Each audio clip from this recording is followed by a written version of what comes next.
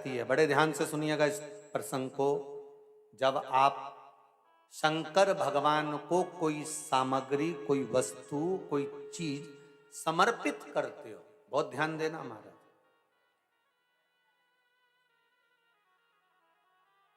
रात्रि होने से पहले तक वो देवताओं के कार्य का है, वो आप सबके कार्य का है। रात्रि होने पर वो गणों के कार्य का।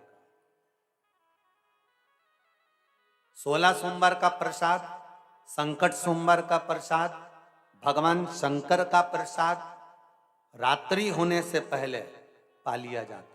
आप लोगों ने जिन जिन ने 16 सोमवार करे होंगे, संकट सोमवार करे होंगे, उनको जब उन्होंने चूरमा बनाया होगा, बाटा सेक कर, रोटी सेक कर, उसमें गुड़ मिलाकर, शक्कर मिलाकर और घी मिलाकर जो मलीदा, जो चूरा तैयार करा होगा, चूरमा बनाया होगा, उस चूरमे का नियम है कि संकट सोमवार का, 16 सोमवार का जो प्रसाद होता है, उसको उसी दिन रात्रि होने से पहले, अर्थात मध्य रात्रि 12 बजे से पहले पहले उस चूरमे का प्रसाद, आप क्या कोई भोजन करने आ रहा है, संकट सोमवार के उद्यापन में कोई 16 जोड़े आ रहे हैं, उनको आप दे दीजिए। कोई आ रहा है उसको प्रदान कर दीजिए, पर उस प्रसाद को दूसरे दिन तक नहीं रखा जाता।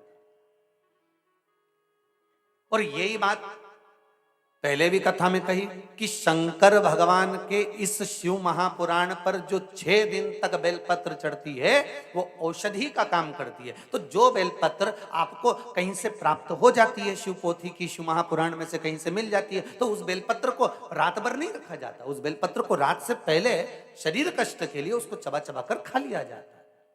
और जो 7वें दिन की बेलपत्र होती है, उस बेलपत्र को हमेशा के लिए अपने घर में, अपने पूंजी के स्थान पर, अपने पुण्यमय आनंद के स्थान पर, जहां वैभव धन संपदा रखते उस स्थान पर उसको लाल वस्त्र में रख दिया जाता है। कितना भाव है हमारा।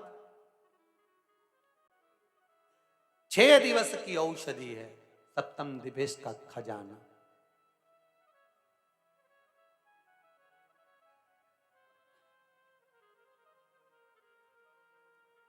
शंकर पर चढ़ा हुआ प्रसाद, शिव को समर्पित कोई वस्तु है, शिव को चढ़ी हुई प्रसादी है, वो आपकी रखो, धारण करो।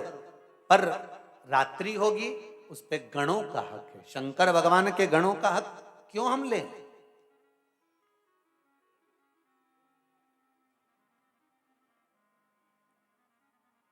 घंटाकर्ण बद्रीनाथ के उस मंदिर के पावन प्रांगण्य को अब छोड़ना नहीं चाहते।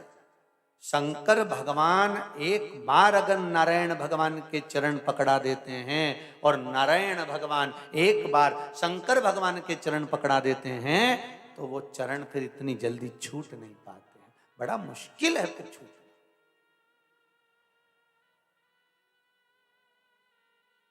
जब सारे संताप, सब दुख हमारे जीवन से मिट जाता है, तब हमें भगवान की अविरल भक्ति और मुक्ति का पथ दिखाई देने लगता है कि अब मेरे पास में भगवान ने सब दे दिया। अब मेरी गाड़ी भी हो गई, बंगला भी हो गया, जमीन भी हो गई, जायदाद भी हो गई, मेरा छोरा छोरी को ब्याह भी हो गया। अब जब बच्चों का ब्याह हो जाता है तो घर में क्या सोचते हैं माता पिता, अब मेरे सब कर लिया, अब तुम्हारा मन कर रहा है कि गंगा जली और खोल लूं।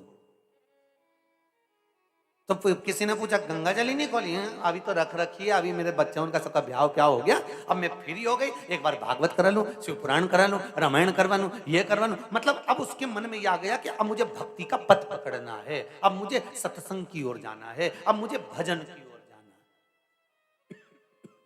और भजन सत्संग की ओर में